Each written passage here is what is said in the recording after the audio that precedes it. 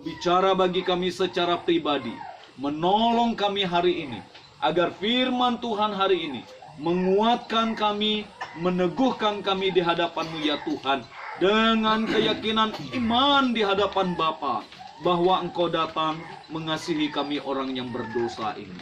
Di dalam nama Yesus kami berdoa, amin. Silakan duduk Bapak Ibu. Shalom. Shalom. Selamat malam untuk kita semua. Malam hari ini saya sangat senang kita bersama dalam ibadah dan persekutuan pada malam ini dalam perayaan Natal. Sekalipun di dalamnya kita melihat inilah Natal keluarga, kan? Oleh karena itu saya mengajak kita bersama belajar dari satu bagian firman Tuhan. Kita membuka di dalam Matius pasal yang kedua, ayat yang ke-12. Matius pasal yang kedua ayat yang ke-12. Dan jika Bapak Ibu sudah menemukannya, saya akan membacakannya. Dan karena diperingatkan dalam mimpi supaya jangan kembali kepada Herodes, maka pulanglah mereka ke negerinya melalui jalan lain.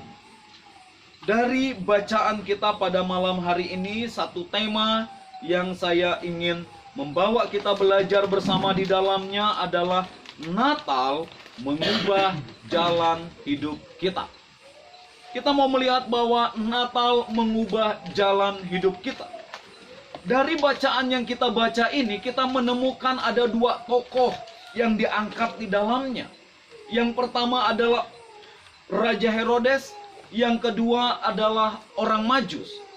Dan dua tokoh yang diangkat di dalam Injil Matius ini adalah orang-orang yang memiliki pengaruh dan orang-orang yang memiliki dampak dari keputusan yang diambil.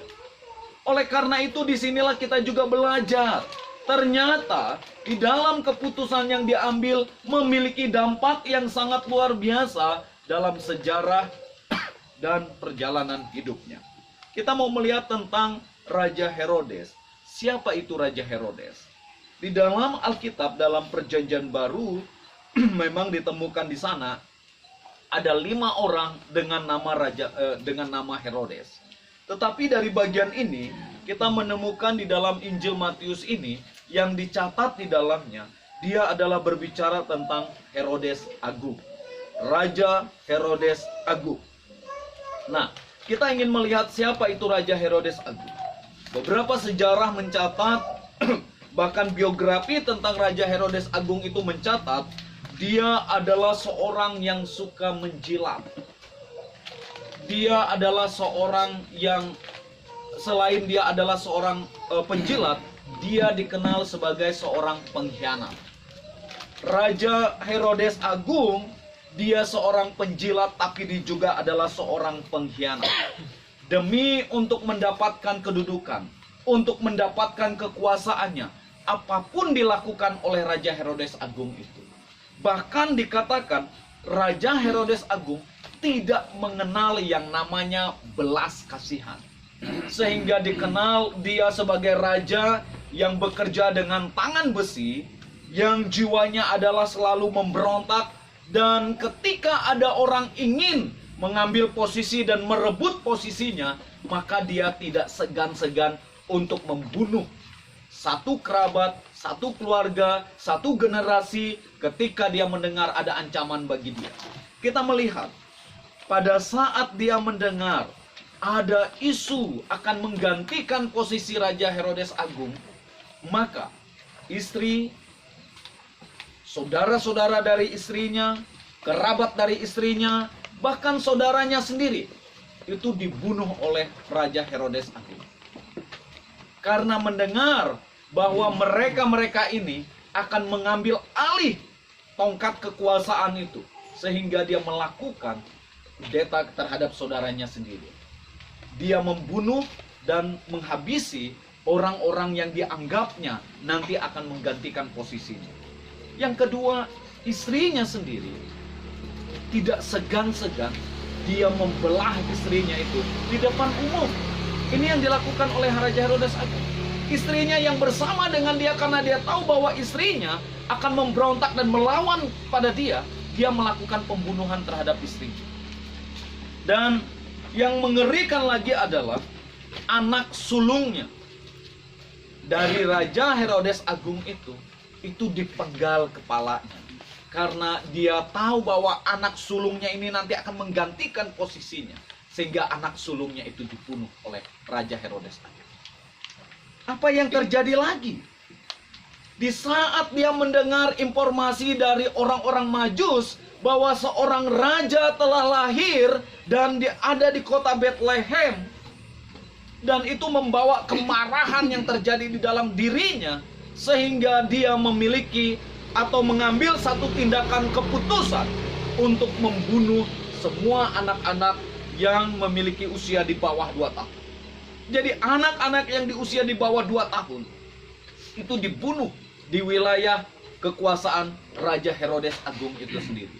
Nah, dengan demikian maka catatan biografinya menunjukkan bahwa dia adalah raja yang kejam, raja yang memimpin dengan tangan besi, raja yang tidak ingin adanya orang menggantikan atau dikenal dengan raja yang selalu haus akan jabatan. Dampak yang dimunculkan oleh Raja Herodes Agung memunculkan ketakutan bagi banyak orang.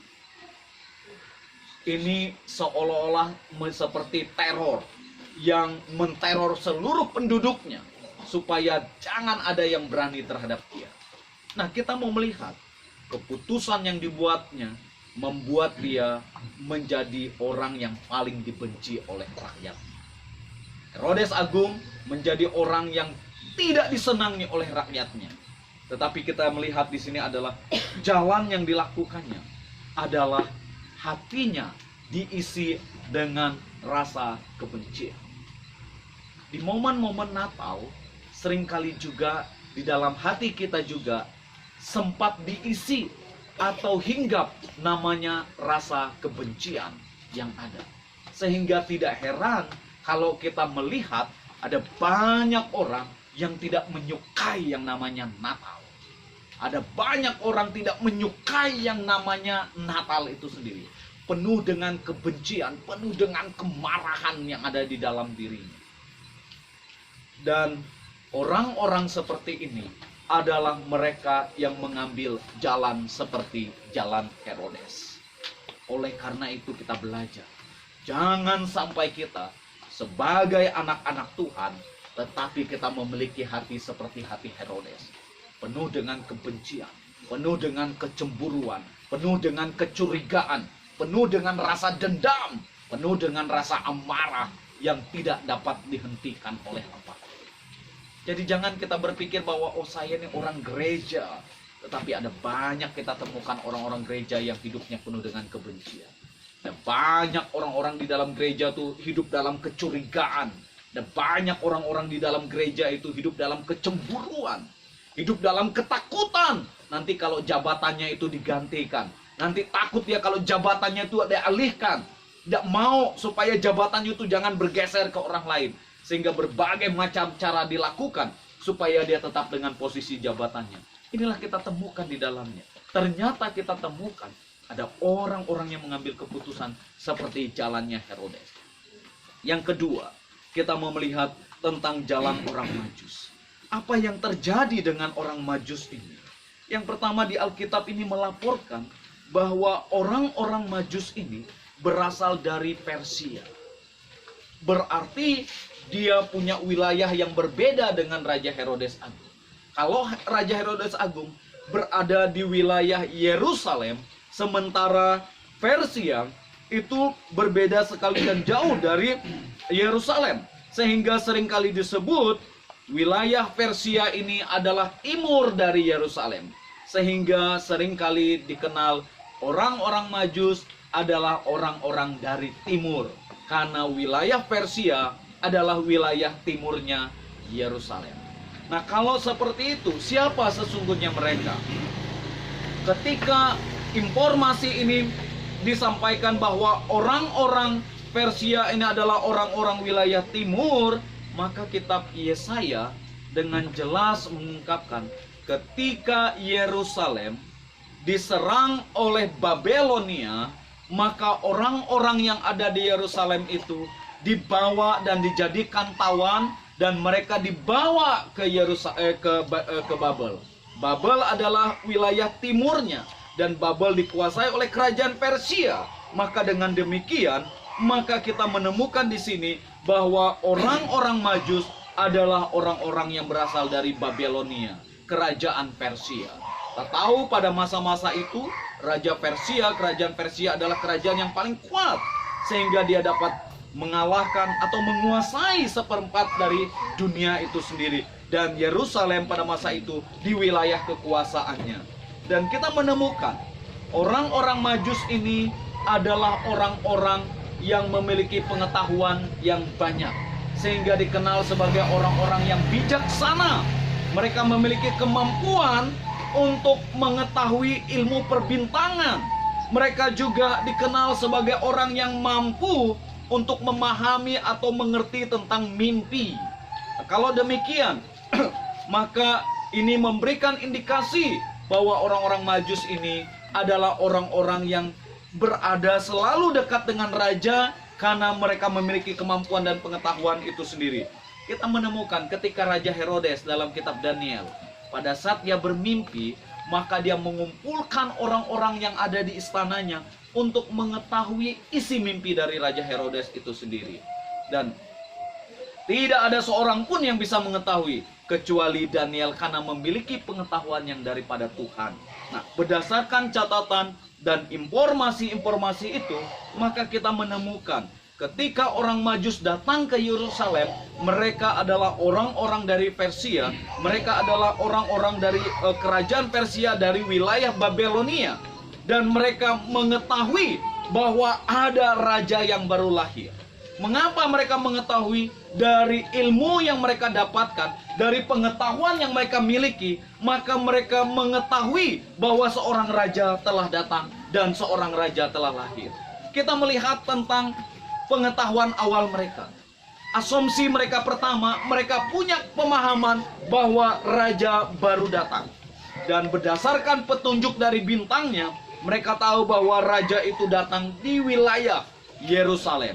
Itulah yang mendorong mereka datang ke Yerusalem. Mereka datang ke Yerusalem bukan dalam jumlah hanya 3 orang dengan ukuran jumlah persembahan, tapi mereka datang dalam rombongan dalam jumlah yang sangat besar. Dan mereka datang dan menemui Raja Herodes Agung. Ketika mereka menyampaikan informasi berdasarkan ilmu pengetahuan yang mereka miliki, berdasarkan kemampuan yang mereka miliki, mereka mengungkapkan raja lahir di Yerusalem. Tapi kami ingin mencari posisi yang tepatnya. Maka berdasarkan, kalau kita membaca ayat di atasnya, ayat yang kelima, ayat yang keenam, dikatakan di sana Herodes mengumpulkan orang-orang imam-imam kepala untuk mencari pengetahuan di mana sesungguhnya, berdasarkan nubuatan dari para nabi. Para imam itu mengatakan di Bethlehem Mesias akan lahir. Dan itulah yang mendorong mereka untuk berangkat pergi menuju Yerusalem. Karena dia tahu bahwa berdasarkan catatan dan berdasarkan nubuatan para nabi, maka di Yerusalem akan lahir Mesias. Dan itulah yang mendorong orang Majus menuju ke Yerusalem, menuju ke Bethlehem, dan mereka menemui bayi Yesus yang dibungkus dengan lampin. Kita melihat dari petunjuk awal, mereka berangkat berdasarkan pengetahuan. Tetapi setelah mereka berjumpa dengan bayi Yesus, apa yang terjadi? Menarik di Alkitab ini ayat yang ke-11. Kalau kita membaca ayat 11, maka dikatakan di sana, maka masuklah mereka ke dalam rumah itu dan melihat anak itu bersama Maria ibunya, lalu sujud menyembah dia. Mereka pun membuka tempat harta bendanya dan mempersembahkan persembahan kepadanya, yaitu emas, kemeyan, dan mur. Kita menemukan di sini keputusan yang sangat luar biasa yang mengubah hidup orang-orang Majus ini. Dikatakan bersujudlah mereka menyembah kepada dia. Yang pertama, kalimat kalau kita baca ayat yang kedua, itu dikatakan kami mau datang ke sana dan kami menyembah. Itu adalah hal yang umum, hal yang wajar ditunjukkan oleh orang kepada raja yang akan datang. Tetapi yang menarik di ayat 11 ini bersujud. Kata bersujud itu adalah tersungkur, tiarap dia. Rebah dia sampai ke tanah. Nah, konsep di dalam perjanjian lama, kalau dia tersungkur, rebah sampai ke tanah, betul-betul dia tahu bahwa ini adalah Raja Agung yang datang. Ini adalah pemilik penguasa dari alam semesta ini yang datang ini. Oleh karena itu, maka konsep penyembahannya adalah konsep yang tersungkur, konsep yang bersujud di hadapan Raja yang baru datang itu. Nah, hal ini penting sekali bagi kita. Kita melihat ketika mereka bersujud, ketika mereka tersungkur, mereka memberikan apa yang terbaik yang ada di dalam diri mereka. Mereka memberikan apa yang terbaik yang ada di dalam diri mereka. Sekalipun mereka tidak mengetahui tentang pemberian yang mereka berikan itu emas, kemayan, dan mur. Tapi dari bentuk pemberian mereka adalah sebagai satu simbol, sebagai satu gambaran, menunjukkan bahwa bayi ini adalah Mesias yang dinantikan itu sendiri. Itu menunjukkan keagungannya, menunjukkan kebesarannya, menunjukkan pengorbanannya, bagaimana nanti dia akan berkorban bagi manusia itu sendiri. Maka emas, kemayan, dan mur adalah satu gambaran menunjukkan kemesiasan dari raja yang baru lahir itu. Tentang kemuliaannya, tentang pengorbanannya, tentang karyanya yang akan dibuat. Sehingga kita mau melihat jalan yang ditempuh oleh orang Majus adalah jalan yang mengubah hidupnya. Karena apa? Karena dia berjumpa dengan Mesias, maka dia tidak lagi tunduk kepada Herodes. Maka dikatakan di sana, maka pulanglah mereka melalui jalan lain karena mereka tidak lagi tunduk kepada Herodes. Sekalipun Herodes adalah raja yang menguasai Yerusalem. Sekalipun Herodes katakan, setelah nanti engkau kasih informasi supaya saya datang ke sana dan menyembah dia. Dan orang-orang Majus ini tidak lagi berkompromi dengan Herodes yang adalah raja yang dengan tangan besi, raja yang penuh dengan kebencian, raja yang penuh dengan kemarahan, raja yang selalu ingin menang sendiri di dalam dirinya, raja yang ingin menguasai seluruhnya.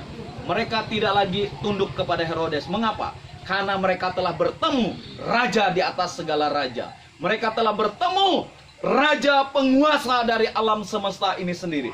Dan mereka telah bertemu tentang Mesias yang telah dijanjikan. Sehingga apa yang terjadi? Natal mengubah jalan hidup orang Majus. Orang katakan bahwa orang Majus hanya mengandalkan pengetahuannya. Tapi kita mau melihat orang-orang yang memiliki pengetahuan yang luar biasa. Ketika dia berjumpa dengan Tuhan, maka dia menggunakan pengetahuannya untuk memuliakan Tuhan. Dia menggunakan keahliannya, dia menggunakan kepintarannya untuk memuliakan Tuhan. Inilah momen Natal yang sangat luar biasa. Berarti menandakan adalah Natal yang mengubah jalan hidup kita karena kita berjumpa dengan Yesus. Maka yang terakhir kita